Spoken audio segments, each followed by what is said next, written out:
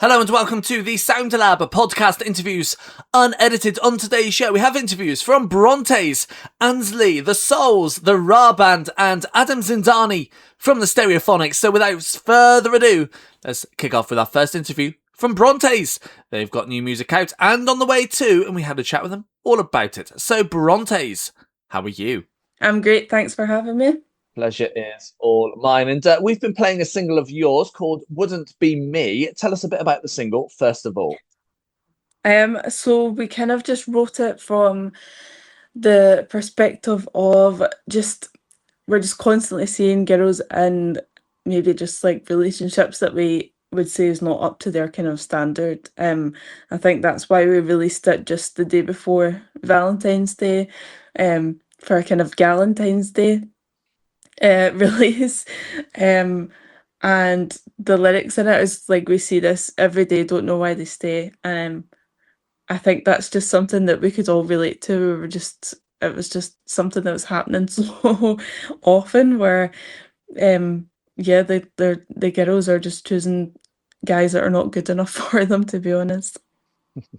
Yeah, fair enough. And the single's coming off your new record, your debut record, which is coming out April 21st. What can we expect to hear on the record? Um, there's a few songs up with the same kind of vibe as Wouldn't Be Me. Um, there's kind of like an almost like country influence on there. Um, and they are just about more kind of like personal, vulnerable, like subject matters for the songs. So it's really exciting that the album's coming out soon, and everyone in the band can't wait for everyone to hear it. Yeah, I bet. And the sound that you've made with this record, is it the sound you wanted, or is it kind of how it turned out as you were writing and recording it? Yeah, it's definitely how it turned out as we were writing it. I think it was San Francisco was the first song that we'd written, and that was kind of the slower one. And then after that, a lot of the songs were finished in the studio as we were recording them, so we just didn't really know exactly how they were going to sound, apart from kind of like the the basics of the song for like the drums, the guitar, kind of like we had an idea of it, but definitely it just kind of happened in the studio and we were just all dead happy with it. Good. Yeah, good, good. And I'm sure you wrote more than what made it onto the record. What happens to those now? Is it a case of considering them again down the line or starting afresh when the time comes? Well, I think most of the song, I think there was maybe only one song that we'd written in that period of time that just didn't make it onto the album, but I think we just kind of like thought we could write a better song than this, but I think maybe we can bring that back up again for a second album or something like that. Nice. I like to talk about the writing process as well. So for you guys, how do tracks normally start off? Usually it will start off with Erin doing a kind of riff on her guitar or just playing some chords. Um, and then we have a brainstorming process for lyrics where we just write as many words as possible and just see what we can kind of get from that, and it kind of just flows from there. Yeah, and do you all come in with things already in mind as to what you want to bring to each other, or is it a case of all sitting down and brainstorming in the room?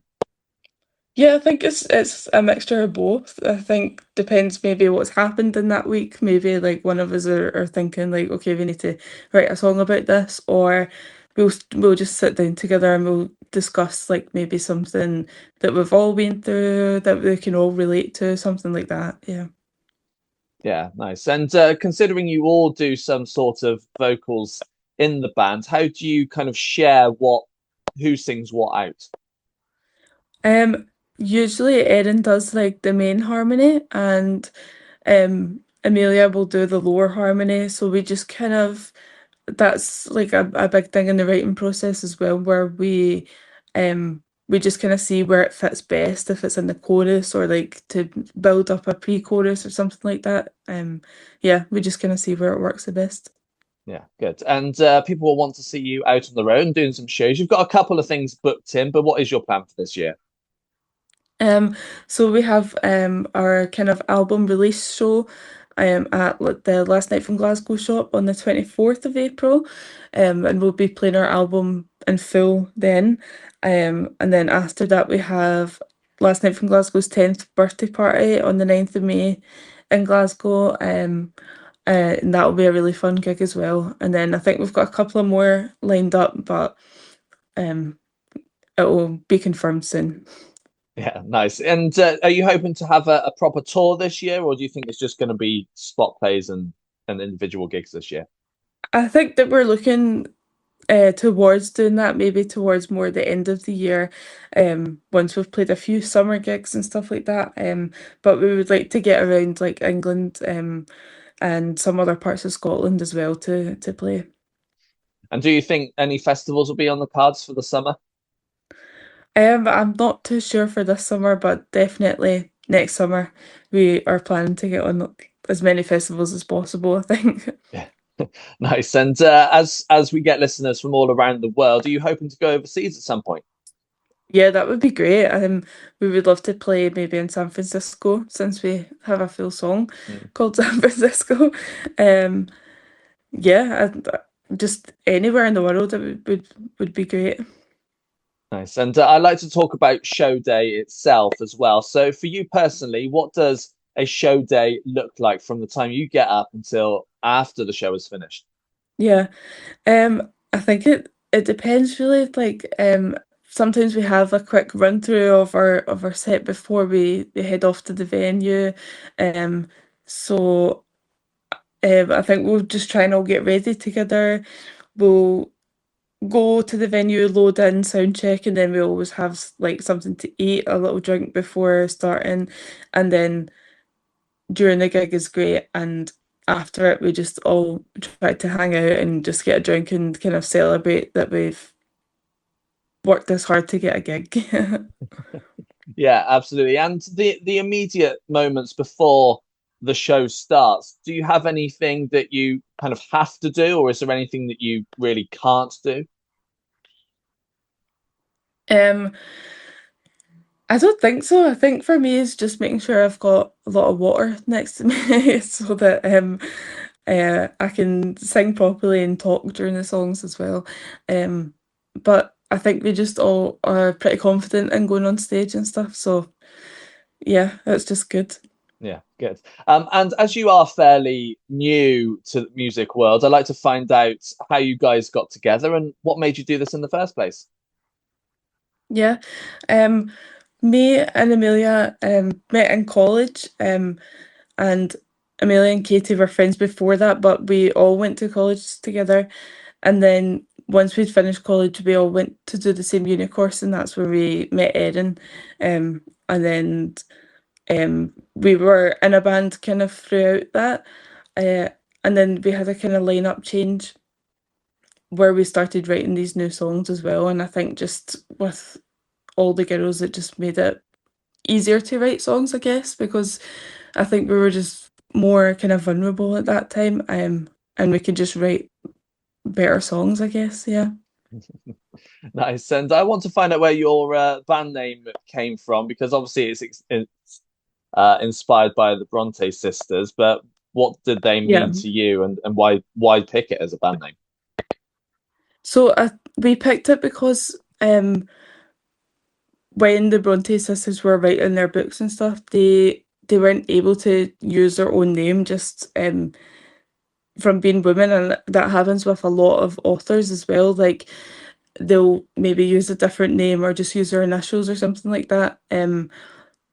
To make people buy their book, which is just kind of ridiculous because maybe people just won't buy the book because it's written by a woman or whatever.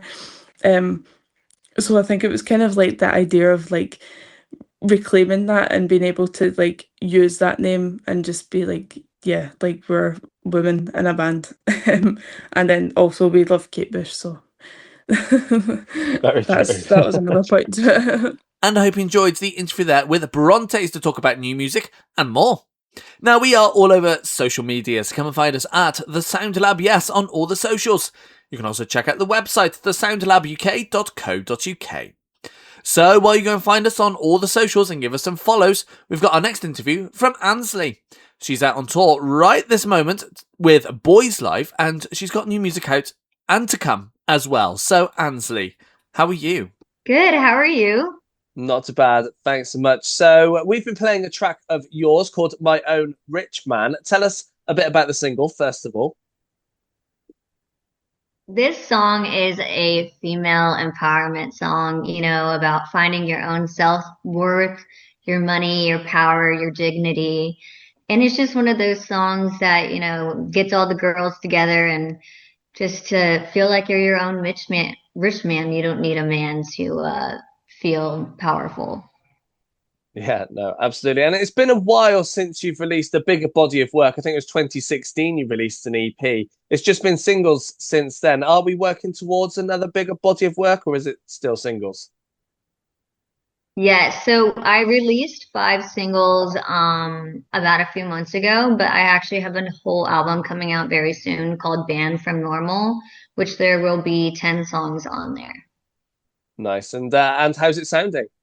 How's it sounding? Oh my gosh, it's sounding amazing, and I'm so excited that I get to be performing them live at the Boys Life tour. So, playing these songs that haven't been out yet, it's just been a great opportunity and experience.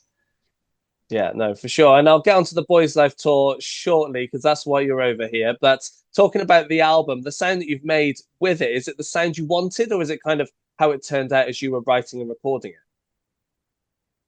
I found myself through this album in so many different ways that I didn't even know that I could write, compared to the songs I came out with a few years ago. My last big single, Don Julio, it hit top radio, top 40 in radio in Atlanta, in the US. And my writing and everything since then, when I started working with Dallas Austin, I really got to find myself truly as who I am as an artist, and my sound has changed, and my writing has, gotten way better, and I can't wait to keep improving. And yeah, I really love this album. Good. And mentioning of your sound changing, was that intentional? Yeah, it was intentional because every day I'm growing up. And when I came out with Don Julio, I was, 21 years old, and now I'm 25. And I learned from a lot of big artists around me. And I'm very, a lot of influential artists, like, give me ideas to even just become a better artist myself. So yeah, I definitely wanted to change my vibe and find who I truly was, because at that time I didn't know who Ansley Music was yet, and I think I know who she is now, and I'm really excited for the album to come out. Yeah, no, absolutely. Same here. And you mentioned you're over here at the moment to be on the road with Boys Life. I bet you can't wait to be back on the road again. Yes, I'm so excited to be back on the road. I actually was here back in October opening for ADMT. And I'm just so excited to be back in London, especially with Warren, and get to sing again and show people who Ansley is from America. Yeah, no, most definitely. And Boys Life and ADMT and other artists you've supported have different sounds. They've got different fans. Do you cater your sets depending on who you're going out on tour with, or is it full on Ansley throughout? It's full on really Ansley throughout, and I obviously I haven't performed yet for Boys Life. My first show is this upcoming Thursday, March 5th, and I have a feeling that it's going to be a great time. I've already watched all their videos, and their fans seem like great fans and supporters.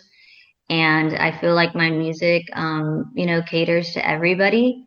So I can't wait to see the response I get from this crowd. And ADMT's crowd was amazing as well.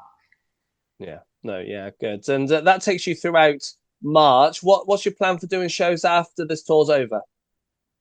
Well, we're just praying and seeing how this goes, but hopefully a lot of exciting things. My manager, Warren, is putting together a whole system of things. So right now I'm just focusing on this tour and trying, my best just to get through it and have the best time and make new friends and really showcase off my skills in this new album coming out.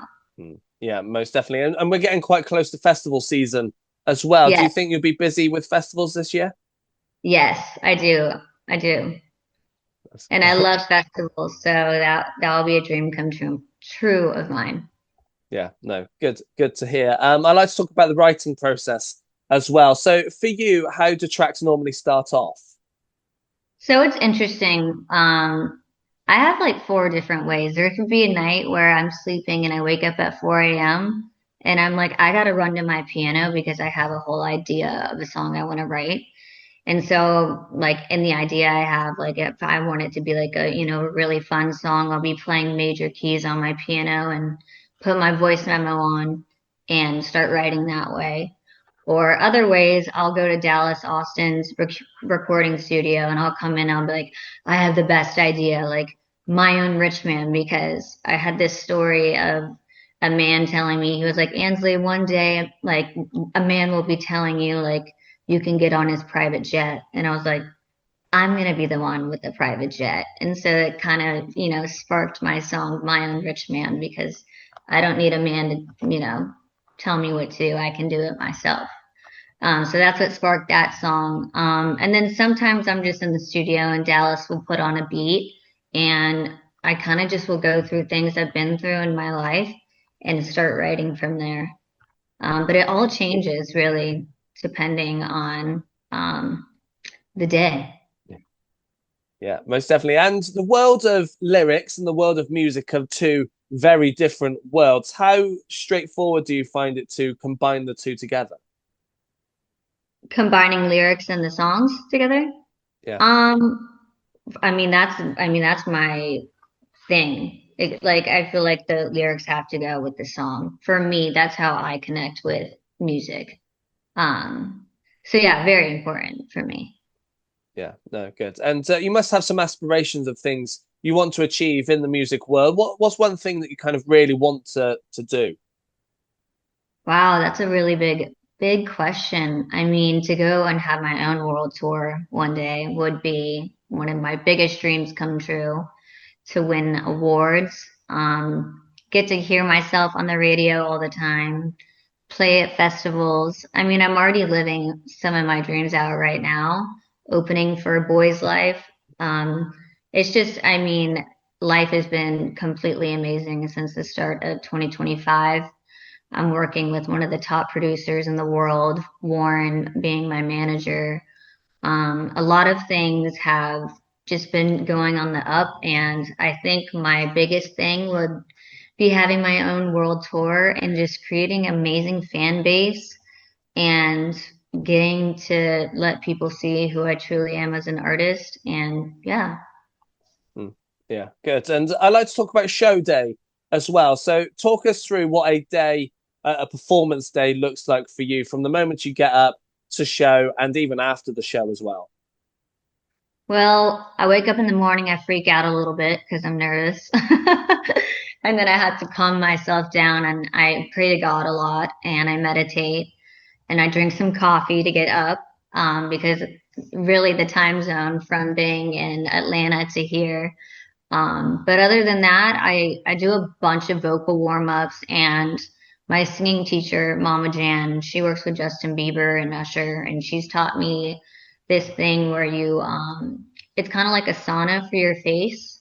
And so I do a bunch of breathing through that. I forget what it's exactly called, but you put it on your face and it really helps with like your lungs and just being able to breathe better. So I do that. Throat coat teas become my best friend. Love that. And honestly, try to not talk as much. And then I just basically put on my AirPods and I'll listen through my like show set list like 50 times. And then I'll listen to like hardcore rock music. And then I'm like, okay, we're good to go. And then I do my makeup and my own hair and get dressed and say a little prayer before I walk out on stage. And it's amazing. What's your go-to hardcore rock track that you listen to? What's the first artist you go to? There's a song called Sex with My Ex, and for some reason it's just a great song that just like gets me pumped up by a band called Loot. So that's really the only song I listen to. I just like I'm obsessed with this one song that like gets me in my zone. And I hope you enjoyed the interview there with Ansley to talk about new music, touring, and more.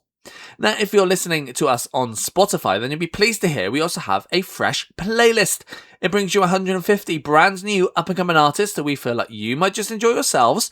If you want to check that out, search Fresh by The Sound Lab on Spotify, or head to the website thesoundlabuk.co.uk and click on the Fresh playlist button. So while you go and find our Spotify playlist and give it a save to listen to later on, of course, we've got our next interview from the Souls. They are busy releasing brand new music, and we had a chat with them all about it. So the Souls, how are you? Hello, how are we doing? Very good, thank you. Good, that is great to hear. So we've been playing a single of yours called Secrets. Tell us a bit about the single, first of all. Well, that's actually a funny story how I wrote that song. I was in my little studio at home back in Switzerland, and I had the idea, I had the melody in mind, but I didn't know what to write about. So I opened up an old New York Times paper from 2 years ago or so. I picked a random word, and that word was secret. So I wrote a story about secrets, and I mean, everybody's got to see his or her own secret. So yeah, it's all about that actually. Fair enough. And considering you took the title from the paper, have you got any other titles or stories that you've taken inspiration from random places? Well, there's one song. Let me see. There's one song on the album called "Toxic." I wrote that one with our producer Andy Wright, and the story actually was inspired by the divorce of Johnny Depp and Amber Heard that was going on at that time. So toxic relationships, you know. Yeah, no, absolutely. And as mentioned, it's off your new album, The Whip It In, which is out now. For those who've not had the chance to take a listen, tell us a bit about the record. Yeah, so we went to London for 1 month and recorded it with Andy Wright and Gavin Goldberg. And the last records we did were kind of polished, a bit more polished than that one. And on this particular record, we focused more on raw and honest energy and emotions rather than polishing the whole thing. And especially, I think, in a world where it's all digital and AI and stuff like that, we kind of tried with that record to be a little bit of the human touch. So it's very raw and authentic, I guess. Nice, yeah, nice. And the sound that you've made with this record, is it the sound you wanted, or is it kind of how it turned out in the studio and writing process? Well, it wasn't the sound that we wanted in the first place, because as a band you probably don't hear yourself as other people hear you. So I think the producers on that record did a great job because they captured who we really are. And so it took a bit of time to realize, to get too used to it, that we really sound like that. But that's, by the end of the day, that's just who we are, and I'm really proud of that. Good, yeah, good. And I'm sure you wrote more than what made it onto the record. What happens to those tracks now? Do you consider them again down the line, or is it a case of starting afresh when the time comes? I think, well, when we do a record or when we write a record, I write like a billion songs that end up in a bin. But I guess also for a reason. So I rather start with something brand new and fresh than digging out something old that didn't work in that first place. Yeah, no, that makes sense. Absolutely. And I like to talk about the writing process as well. So for you, how do tracks normally start off? It's a good question. I think the main thing, most of the time I write songs with my acoustic guitar, but it's just like, sometimes I try to force something, I pick up the guitar and think, now I want to write a song, and that usually don't come out as well. But when I just have the feeling I got a melody or a feeling inside of me or a story that I want to tell, I grab it and just let it happen. So, but definitely melody first and the feeling of the song, and then see what comes out. So Yeah, and the world of lyrics and the world of music are two completely different worlds. How easy and straightforward do you find it to combine the lyrics to the melody and music you've created? Well, it depends. That changes. That changes a lot as well. Sometimes I come up with just one word, or one line that stick with me, and if it sticks with me, I think that sticks with me for a reason. So I dig deeper a little bit and try to find out the reason why it sticks with me. That reason, and but yeah, I think, and also one thing that I've learned over the years is not to think too much or too hard about writing a song, rather just focusing on just let it happen, and that's actually the hardest part, to be just to perspect it from another view, kind of. Yeah, fair enough. And you are currently in the UK, I believe, because you are mid-tour. How have the shows been going so far?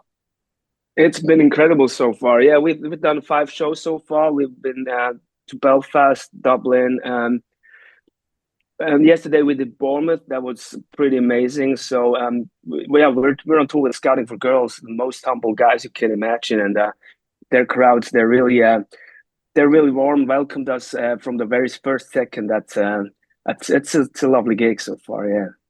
Yeah, good. And that's taken you through the rest of this month as well. But apart from one show in Bern, back where you're from, there's not much else booked in the diary at the moment. What is your plans for the rest of this year? Well, when we go back to Switzerland, we do a proper release show of the record in our hometown in Bern. And after that, we're going to play some festivals in Switzerland. But definitely also we trying to organize a tour, or let's put it that way, to come back to the UK again, and hopefully end of this year or beginning of next year. So definitely going to come back to the UK again. Good, yeah, good. Can't wait for that. And is there anywhere you've not been to yet that you want to go and play at some point? Sorry, what's that?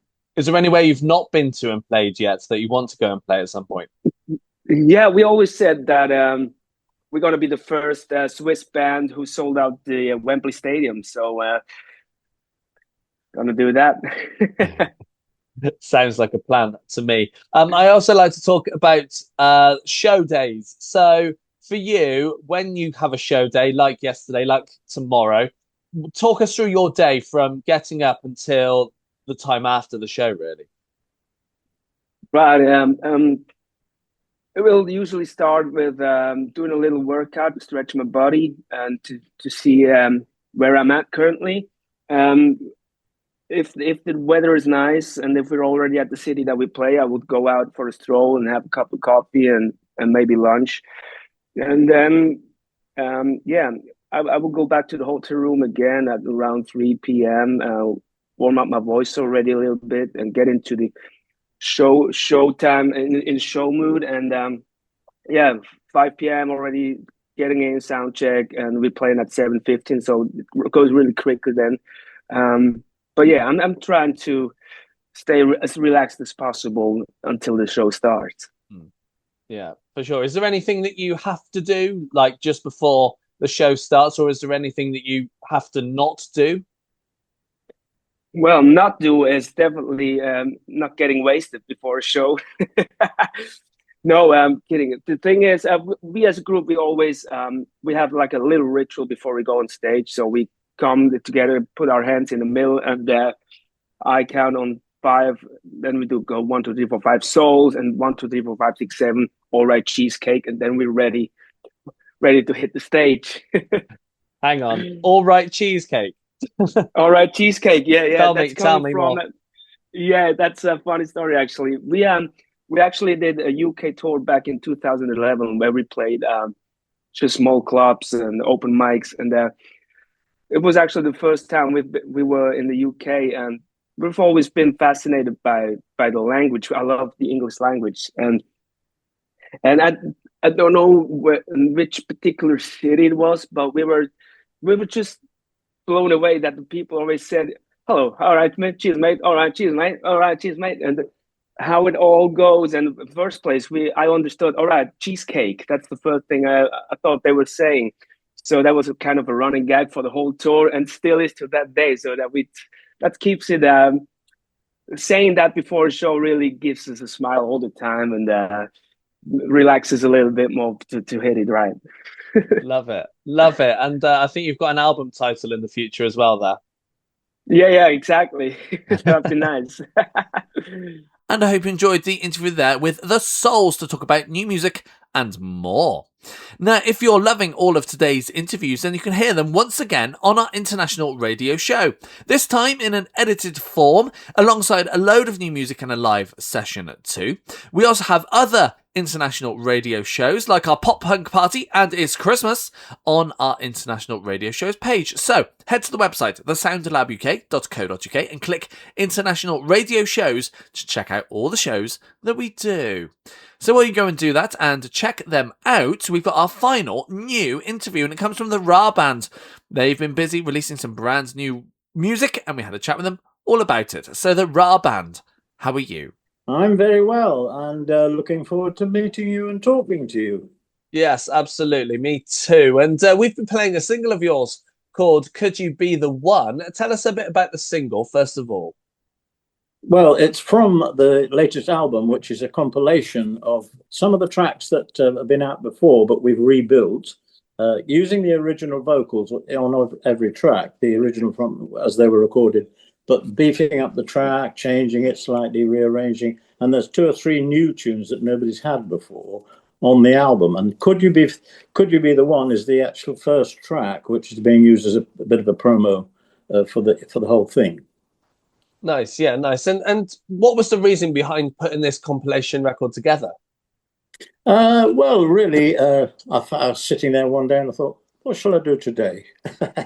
No, I mean, continuing the story, really, with new material and new versions of the old tracks. I thought it was a good idea to take the whole project on a step. Yeah, no, absolutely. And one track I wanted to talk to you about was Reach Out for Love, which I believe, according to this press release, is the first time you've had a male vocalist, but you don't know who the vocalist is either. Tell us a bit about that. Yeah, that is a tale. I recorded it, what must be 8 or 9 years ago now. But the original vocalist who I wanted to use actually was a guy called Lance Ellington, who does interestingly, the Strictly Come Dancing vocals, because they're brilliant in the orchestra for that program. Anyway, Lance couldn't do it. And he organized, I don't know how, for a dep to come in. And the guy came in and he was great, a lovely guy. And I said, well, okay, we put the track on, and he did 2 tunes without any rehearsing. He'd obviously had the music and he'd learned it well, and it came out brilliantly. And we thought, well, this is great. This is the first time we've ever had a male voice on a RAH Band record. But I thought, this is great. It's a whole new era opening up. But he suddenly, at the end of the session, when we'd all said, oh, that's brilliant, he said, I'm terribly sorry, I've got to go. I've got another session. I'll see you later. And he never left any details, even at the reception or anywhere. So we no idea who the guy is. And we even put posters out looking for him around London. Is this you? No sign of him. No, even to this day, we haven't found out. So if he's listening, I wish you'd get in touch. Yeah. Yeah, so as much publicity as we can about that track, I think, is thoroughly needed. Yeah. And I like to talk about the writing process as well. So for you, how do tracks normally start off? I don't know. Sometimes I think it's mostly I do the track first. As being in my heart, I'm a jazz guitarist still. That's how I started before I got into the commercial pop music stuff. So I usually build a track from probably a guitar riff or something like that, or a keyboard riff. And then I'm not by trade a lyricist, more of a player, a musician player. But I thought, I don't have anybody to write with one day. This is the very, very first time I ever did a vocal track. And so I thought, well, okay, I can't find anybody to do it. I'll have a go myself. And I just came up with Come With Me. And I thought, oh, that's a good start for a lyric, Come With Me. And we were right. And it took off from there. And funnily enough, I find writing lyrics in the bath is the trick. if you're in a nice warm bath with a pad and a pencil, I come up with lyrics. So that's how I do my lyric writing.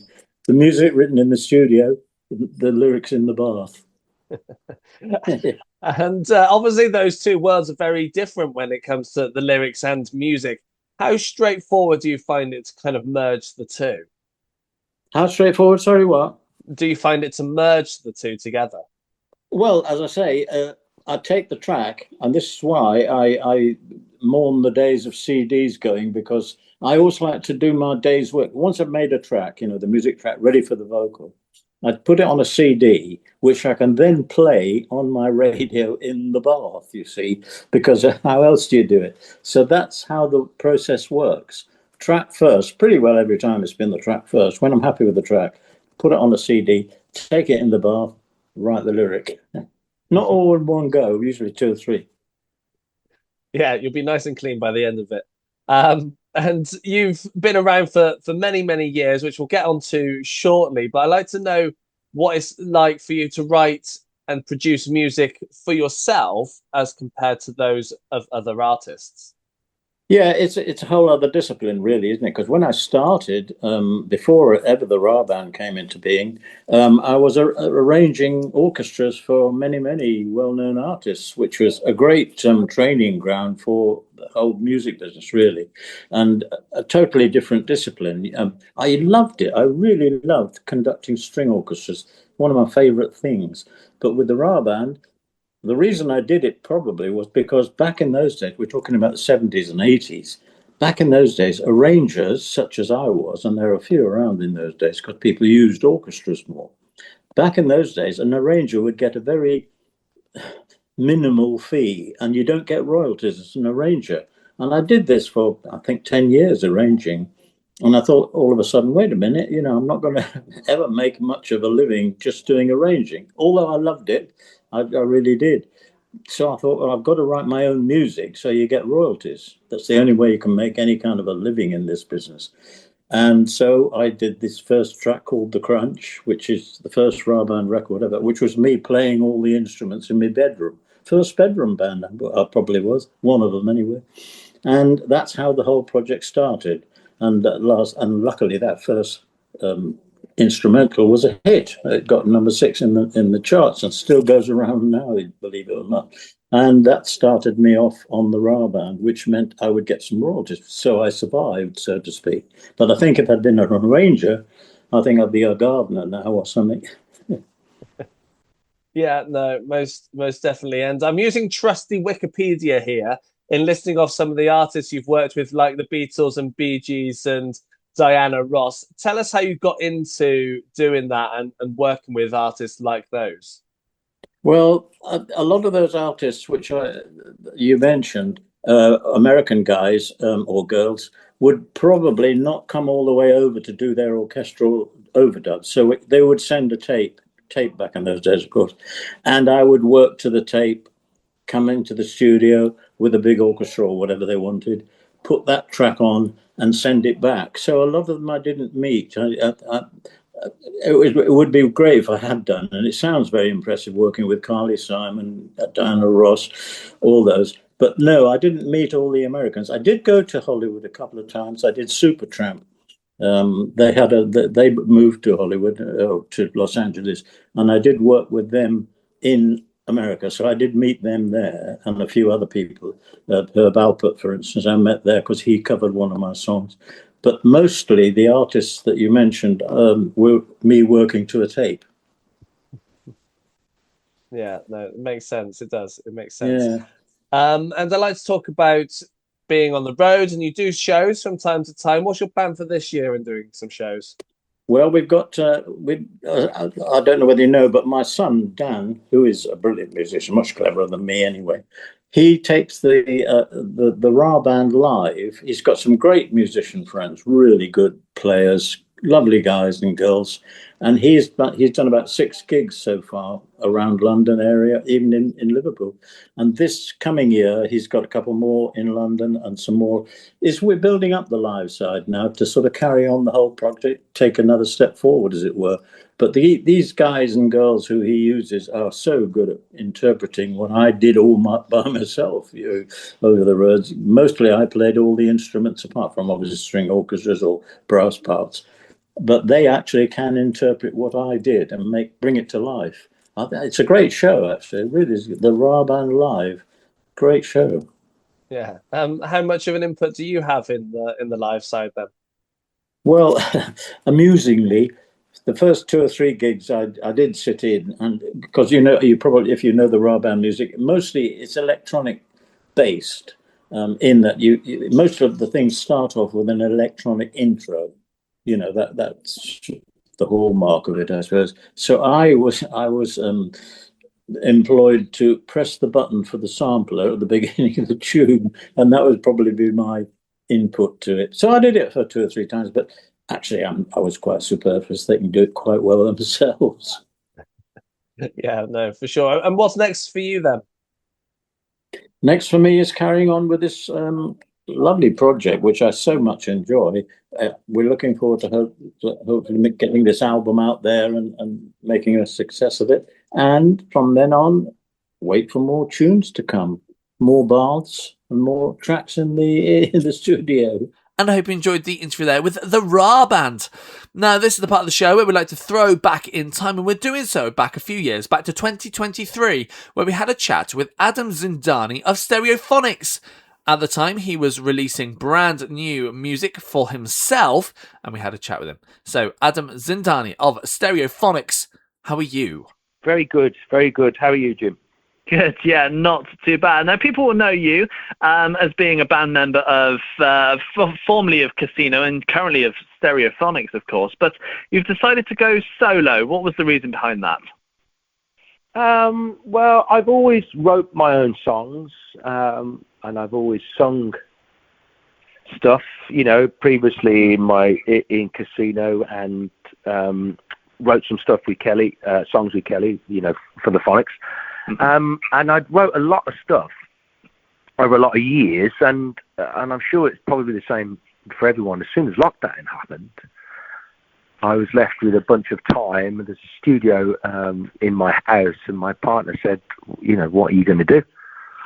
And which I replied to, I have no idea.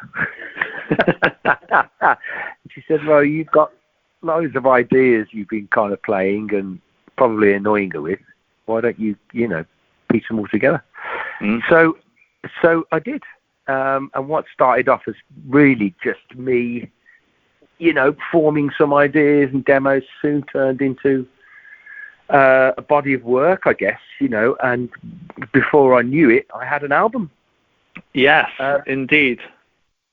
So yeah, it all happened like that, and there was no intention of it being anything else apart from just gathering songs and putting them together and seeing it. It was quite a selfish thing, actually. I just did it because I wanted to hear it. That's fair enough, really. And now next thing I know, I'm doing interviews and stuff, and the whole thing is happening with it. So it's very exciting. Yeah. Absolutely, and the album's due out in March, but for those who have heard the singles that you've released from it, it would probably be a bit unexpected to hear when they know what you've done previously. Yes, it's different. You mean? Is that what you? Yes. Yeah. It is different. I think the whole record. There are moments on the record that are, well, probably not. It's not really a rock record. However, there are guitars on there and elements of that, because that's part of who I am. But also part of who I am, it is other styles too, and this record shows that. And what I didn't want to do was to make something that just was one type of music. You know, I wanted to show all sides of me as an artist, I guess. And you know, when you don't have to write for a band or do it in that way, then you end up doing lots of probably different styles, and they come out in all different types of ways, if that kind of makes sense. So yes, the answer is it is different. And I don't, you know, people will either say, "Oh, I love that," or they might go, "Oh, I don't like it at all." But it is. Yeah, and was it the plan to do it like that, or is that simply just how your music turned out? Yeah, no, there was no plan at all. That's the one thing about this record. The plan was I purposely said I wouldn't plan any of it from a musical point of view. Whatever came out, if it was good and it worked and it fitted, I'd follow that and you know, pursue that song, and that would work on the record. There wasn't I didn't put any restrictions on myself from an artistic point of view at all, which is possibly why there's you know there's the elements on the record which they kind of takes you on a journey. Really, the whole record does, actually. Well, hopefully. Yeah, I'm sure it does. I'm sure your fans will agree with that. And you've released a couple of singles from the record. The one we'll probably play after this is "What About Love," which you've also done a remix for. Tell us a bit about the single and the remix. Yeah, the single was the first track that I wrote for the album, and I was in the studio messing around with a really bad piano sound, and all of a sudden this song came out, and it kind of wrote itself and kind of produced itself, really. There was lots of influences in there, Daft Punk possibly one of them, various things really, but it kind of turned into something all on its own. I felt like I didn't really have a lot of control over that one. It just happened. And the remix is something I've always wanted to do, but in kind of an old school kind of remixy way. So using the parts that are actually from the recording and, you know, embellishing them as opposed to making something completely different and then putting the vocal over it.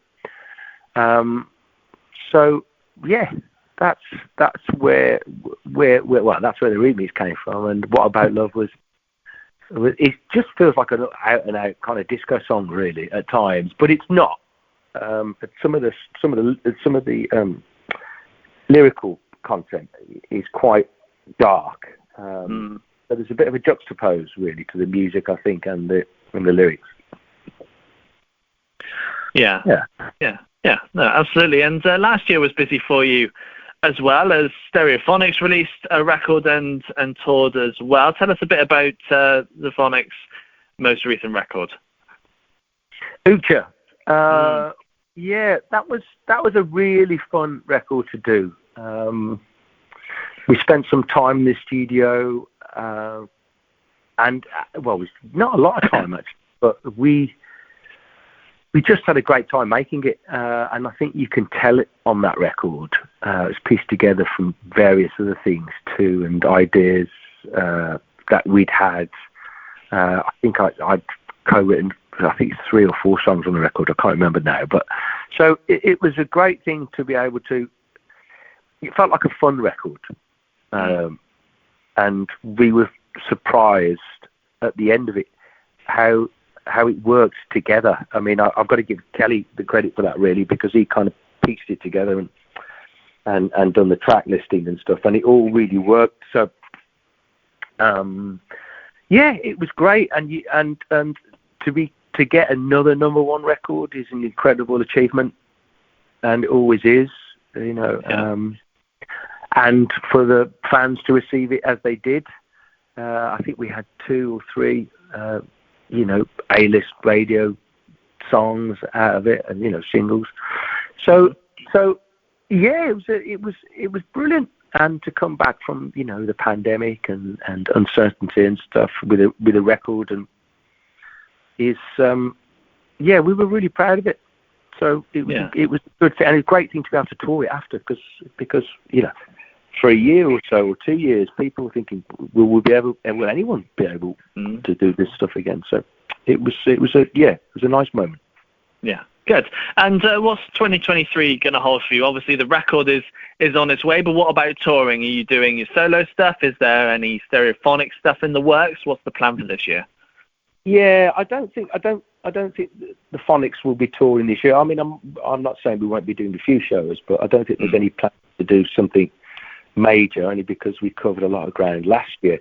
Certainly the UK anyway. But yeah, I think I'd like to concentrate on maybe having a little solo tour this year. Yeah. If anyone comes out and fancies a look, that could be a fun thing to do. And I think time goes so quickly.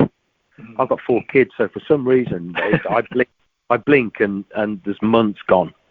So I'm trying to hang on to every day at the moment and enjoy every day before it gets into November at some point. Yeah. But I'm sure that's the same. But yes, it's a really exciting. I'm really excited about this record, and I'm really excited for people to hear it, and hopefully like it.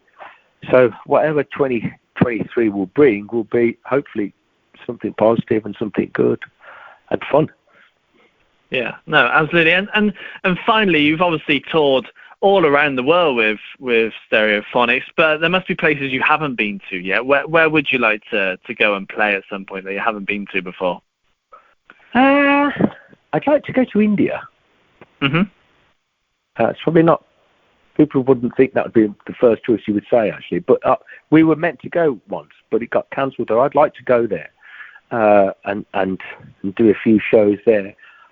Part of me would like to go to Africa, maybe. I don't know, maybe South America. Again, we did do a South American tour, but I'd like to go back to South America because we loved it when we were there, and the fans are incredible. We've been to kind of most places, but yeah, I'd like to go to India, and I would like to go to South America again. I don't know how much reach we have in African countries, but hey, that would be great too. Why not? Yeah, why not indeed. And I hope you enjoyed the interview there with Adam Zindani of Stereophonics from back in 2023. And that's the end of the show for another week, I am afraid. But don't worry, we will be back next week. But if you can't wait until then, social media at The Sound Lab, yes, on all the socials. And you can also check out the website, thesoundlabuk.co.uk. And we will be back next week for another episode of Interviews Unedited. Goodbye.